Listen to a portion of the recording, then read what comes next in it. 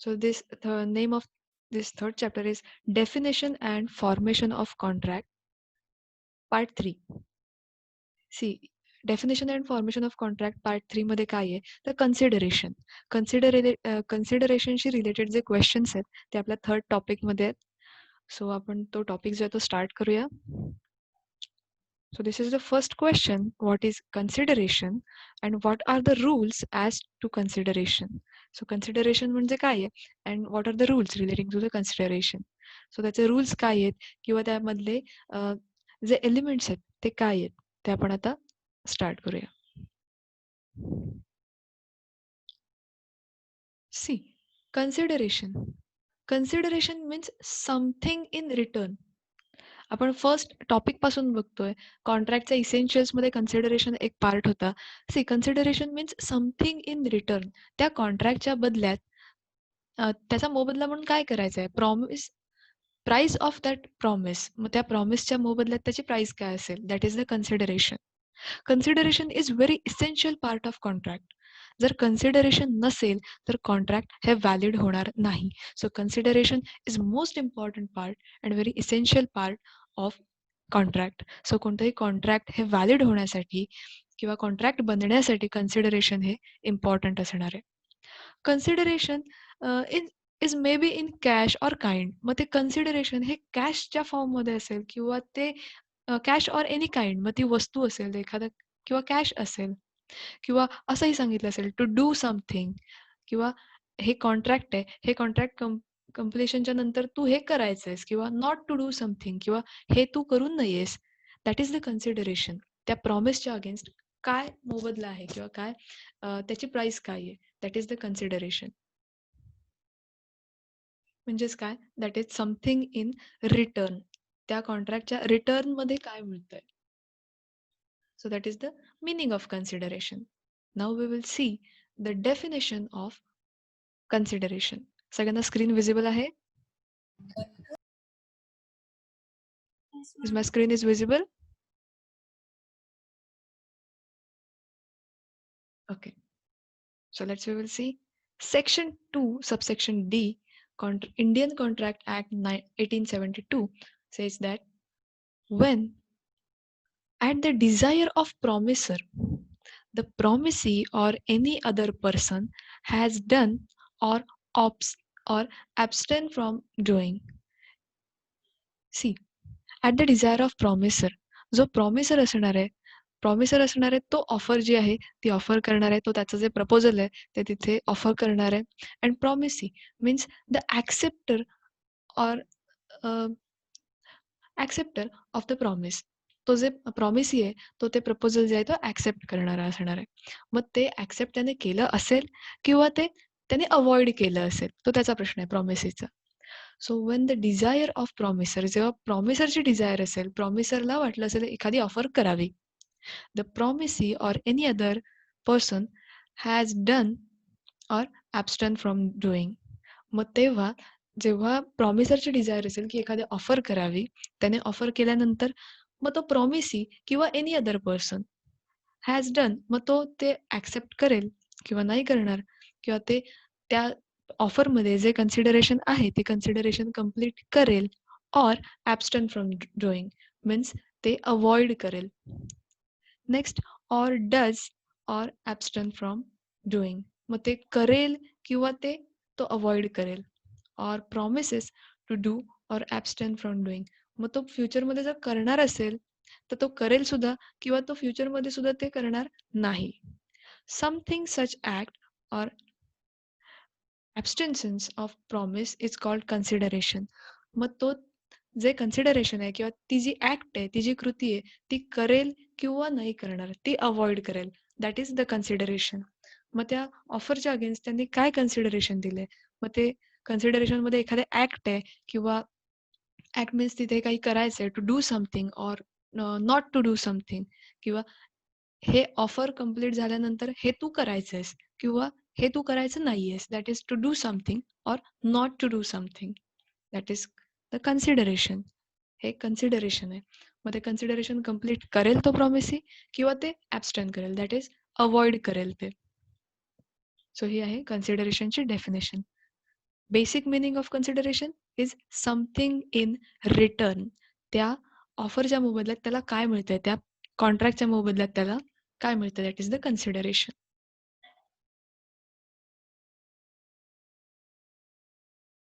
So let's see the legal rules for consideration. First is desire of promisor. ते प्रॉमिसरची Dzire असली पाहिजे, ती प्रॉमिसरला ती इच्छा असली पाहिजे.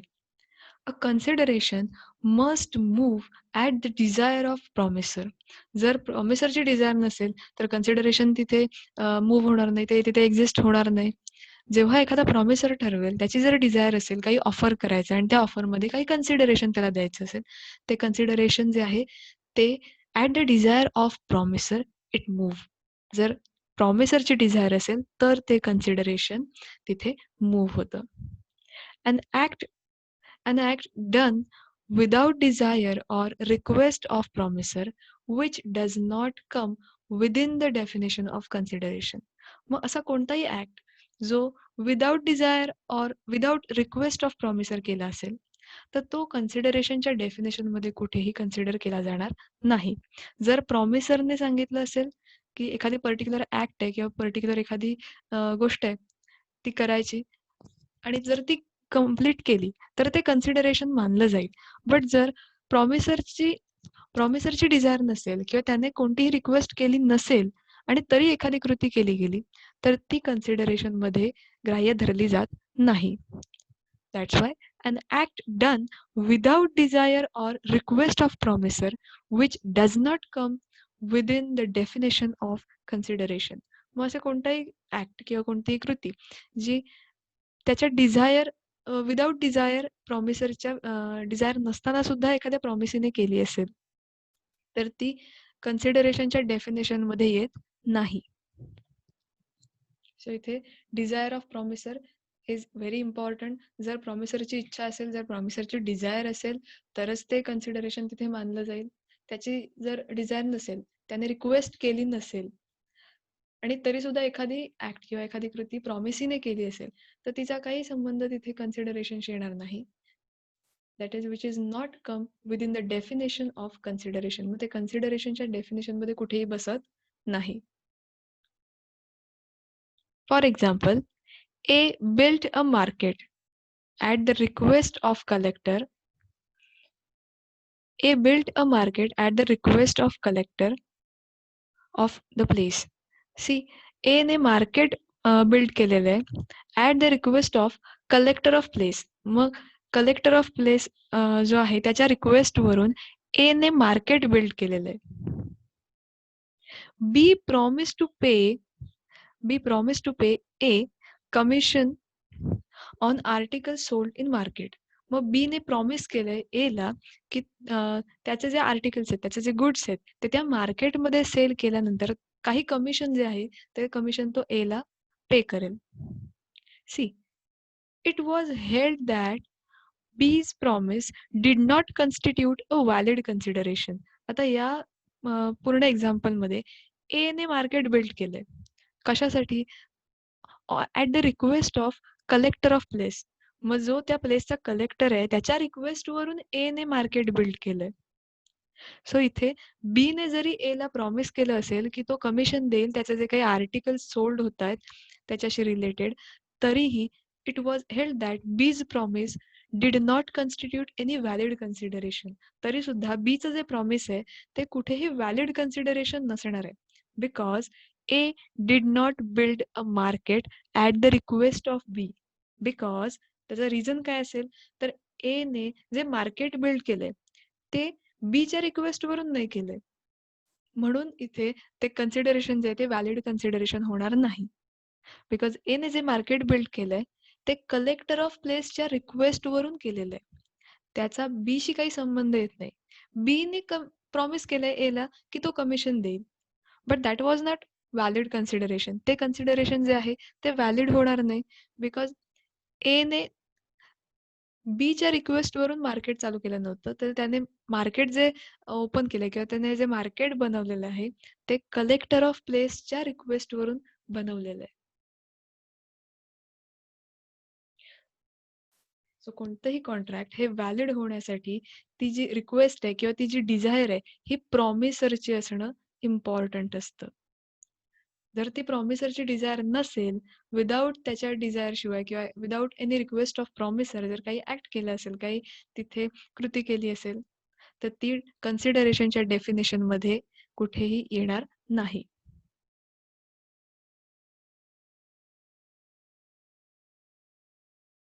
Next is consideration may be given by consideration may be given by promisee or any other person. See, consideration may move from promisee or any other person. मग आता promisee असेल किंवा any other person that is a stranger. For making valid contract, consideration must be there. It is immaterial who furnishes it. See, एखादा contract बनण्यासाठी consideration हे important आहे. मग ते कन्सिडरेशन कोण फुलफिल करतंय? मग ते प्रॉमिसी करतोय का एनी अदर पर्सन कोणी स्ट्रेंजर करतोय? That is immaterial. सो ते कोण कंप्लीट करतंय हे इम्पॉर्टंट नसून तिथे कन्सिडरेशन आहे हे इम्पॉर्टंट आहे. That's why consideration may move from promisee or any other person. मग ते मूव्ह कोणीही करू शकतं. मग तो प्रॉमिसी असेल, मग ते कन्सिडरेशन कोण गिव्हन करू शकते?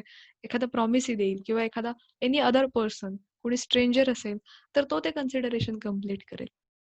इथे इम्पॉर्टंट काय आहे? तर कॉन्ट्रॅक्ट बनण्यासाठी कन्सिडरेशन असणं इम्पॉर्टंट आहे. It is immaterial who furnishes it. मग ते कोण कंप्लीट करतंय हे तेवढं इम्पॉर्टंट किंवा तेवढं ते इममटेरियल आहे. That's Y consideration may be given by promisee or any other person. So this is the second rule. आपला सेकंड रूल इथे कंप्लीट झालाय.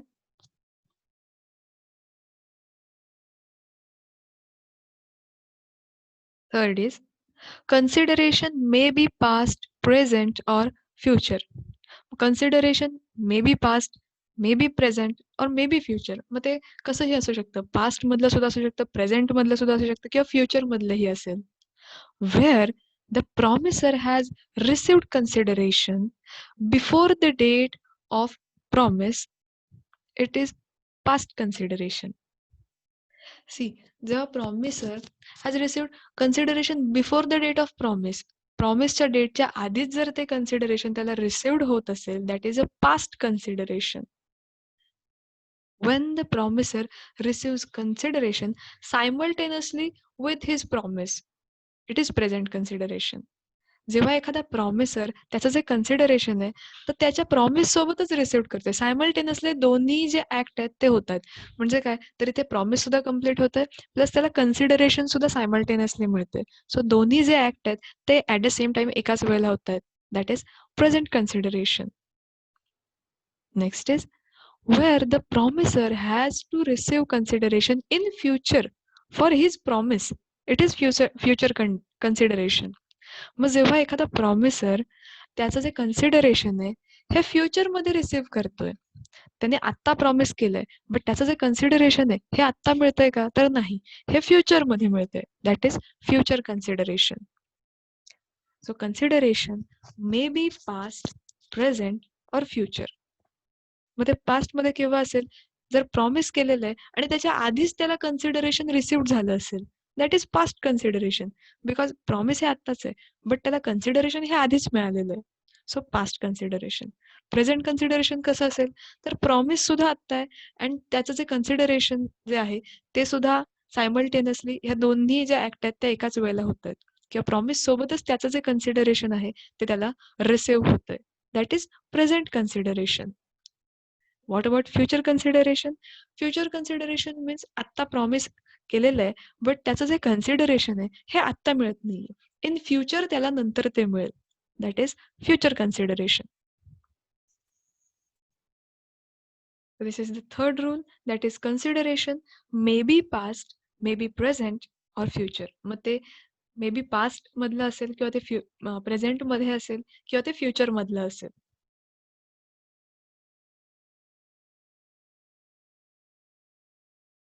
Consideration need not be adequate.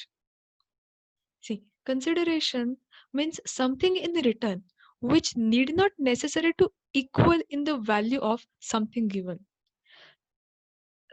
कन्सिडरेशनमध्ये consideration जेवढी व्हॅल्यू असेल, तर त्या व्हॅल्यूच्या इक्वल व्हॅल्यूच मिळाली पाहिजे असं काही नाहीये.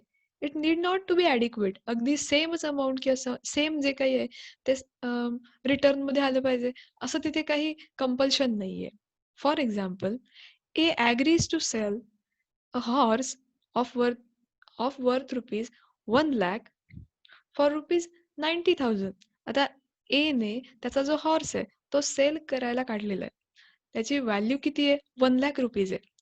बट त्याने ती व्हॅल्यू जी आहे ती ॲज इट इज तशीच 1,00,000 रुपीजलाच नाही सेल केलं. तर त्याने काय केलंय? ती जी व्हॅल्यू आहे ती चेंज केली आहे. ती व्हॅल्यू जी आहे ती 90,000 केली आहे. So consideration need not to be adequate. अगदी ॲज इट इज इक्वलच असलं पाहिजे. It's not necessary. He has given his consent freely. मग एने त्याचा जो हॉर्स सेल करायचा आहे 1,00,000 रुपीजचा होता, तो त्याने 90,000 ला सेल केलेला आहे. आणि त्याचा जो कन्सेंट आहे तो फ्रीली आहे. त्याला कोणतंही कोर्शन केलेलं नाहीये. कोणीही त्याला प्रेशराईज केलेलं नाहीये किंवा कोणताही अनड्यू इन्फ्लुअन्स त्याच्यावर झालेला नाहीये. त्याने स्वतः त्याचा कन्सेंट जो आहे तो फ्रीली कन्सेंट आहे आणि त्याने 1,00,000 रुपीचा जो हॉर्स आहे तो 90,000 ला सुद्धा तिथे सेल केलेला आहे. So consideration need not to be adequate. अगदी ॲज इट इज इक्वल असलंच पाहिजे असं काही नाहीये. So consideration means something in return which need not necessarily be equal in value of something given.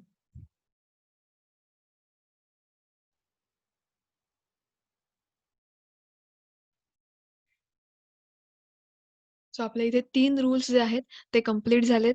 कळलेत का सगळ्यांना?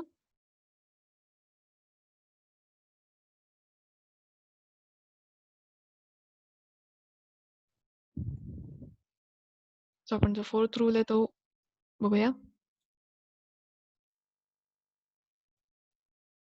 Consideration may be an act or abstinence of or promise. Consideration may be a promise to do something or not to do something. See consideration जे आहे हे consideration कॅशमध्ये सुद्धा असू शकतं. Consideration काही काइंडमध्ये सुद्धा असू शकतं. काही वस्तू असू शकते किंवा कन्सिडरेशनमध्ये असंही सांगितलं जाऊ शकतं टू डू समथिंग हे तुम्हाला करायचंय or not to do something किंवा तुम्ही हे करायचं नाही. सो त्या कॉन्ट्रॅक्टचं कन्सिडरेशन काहीही असू शकतं. May be it is a promise to do something. मग ते मे बी एखादा प्रॉमिस असेल की हे आपलं कॉन्ट्रॅक्ट कंप्लीट झालं की हे तू केलं पाहिजेस किंवा or not to do something किंवा हे कॉन्ट्रॅक्ट कंप्लीट झाल्यानंतर हे तू करायचं नाहीस. That is not to do something. So it may be either positive or negative. मग हे समटाईम्स पॉझिटिव्ह असू शकतं, समटाईम्स ते निगेटिव्ह सुद्धा असू शकतं. Because consideration may be an act or a promise. मग इथे काही ॲक्ट करायला सांगितलं असेल किंवा काहीतरी तिथे करायला सांगितलं असेल to do something or abstentions that is to avoid something or not to do something किंवा तुम्ही हे करायचं नाहीये.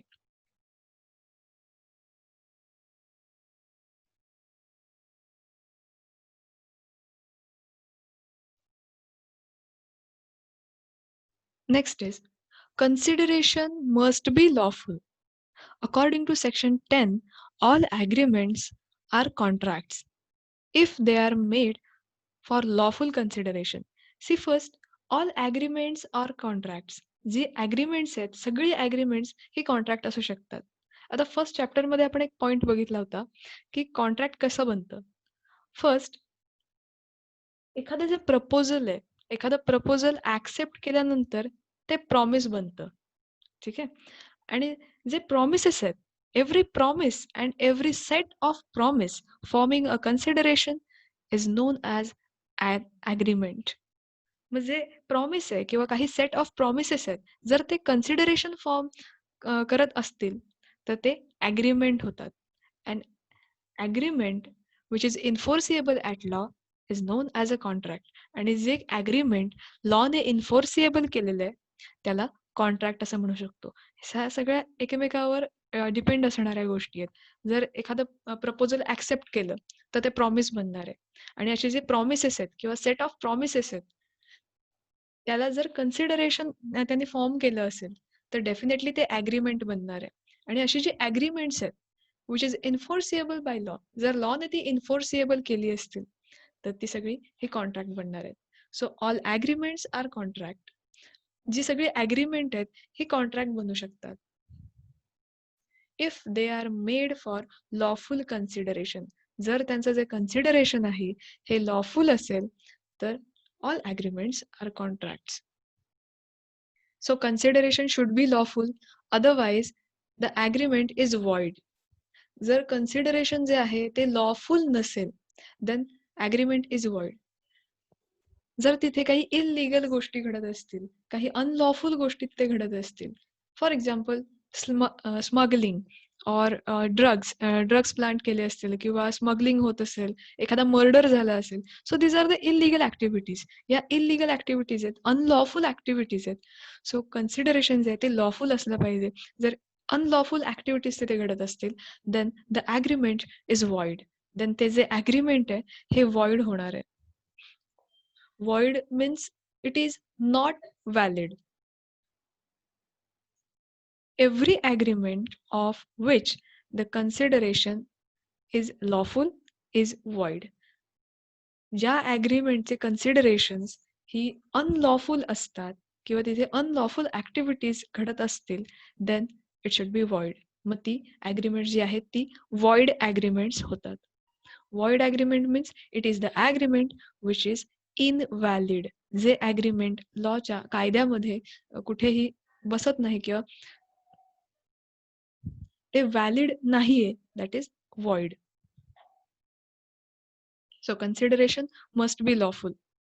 जर कन्सिडरेशन लॉफुल असेल तर ते ॲग्रीमेंट जे आहे ते लॉफुल कन्सिडरेशन असेल तर ते ॲग्रीमेंट हे कॉन्ट्रॅक्ट बनणार आहे. सो कन्सिडरेशन लॉफुल असणं इम्पॉर्टंट आहे. आणि जर ते कन्सिडरेशन लॉफुल नसेल देन ॲग्रीमेंट बिकम्स वॉइड. ते ॲग्रीमेंट तिथे वॉइड होणार आहे.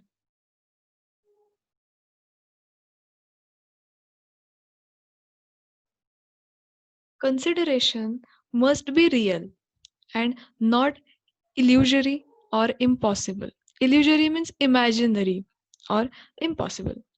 The consideration must be real and not illusory. Consideration जे ते रिअल असलं पाहिजे. It must not illusory. ते इमॅजिनरी कन्सिडरेशन असू नये, ते रिअल असलं पाहिजे. Real consideration is the one which is not physically or legally impossible.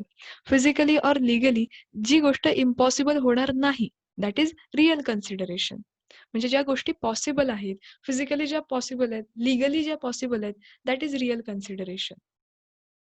Illusory means it may give impression of the consideration which is not actually there.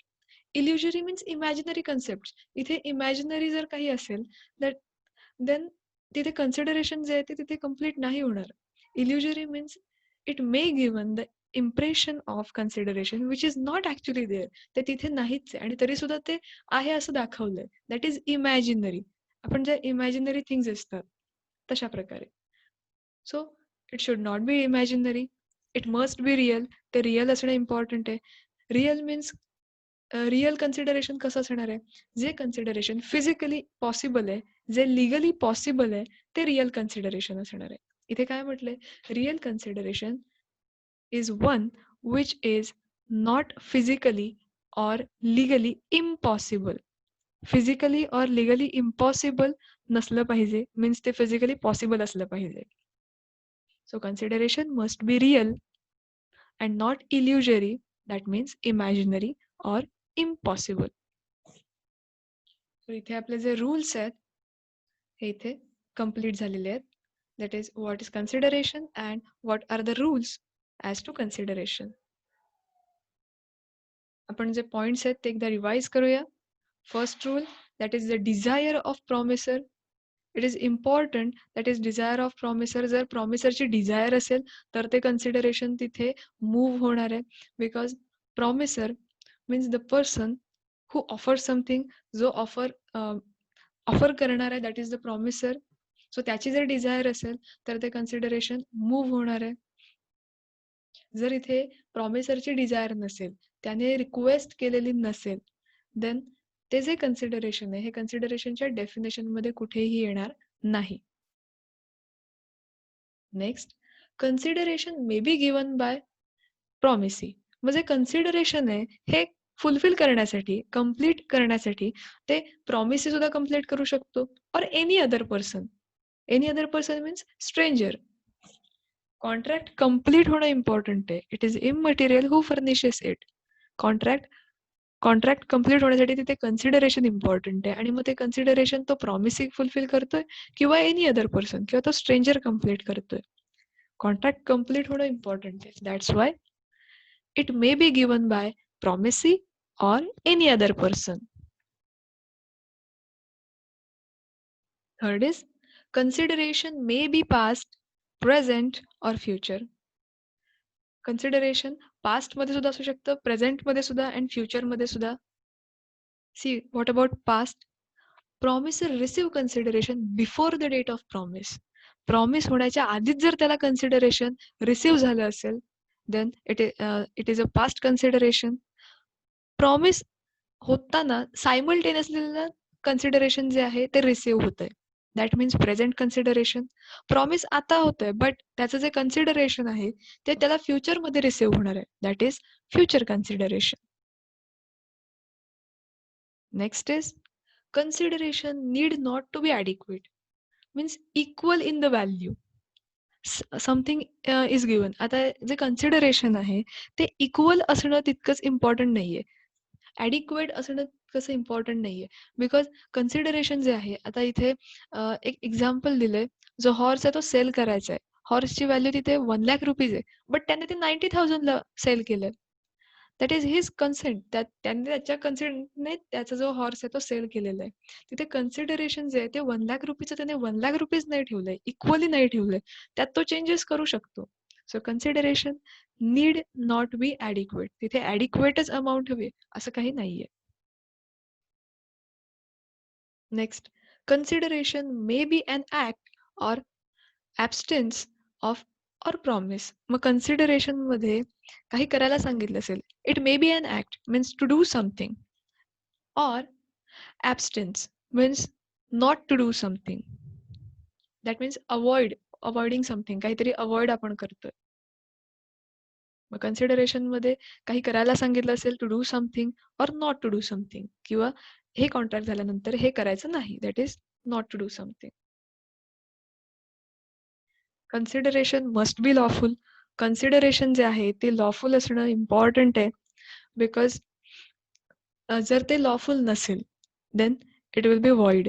जर ते lawful नसेल तर ते वॉइड ॲग्रीमेंट होईल. Means void means it is not valid agreement. ते contract होऊ शकणार नाही.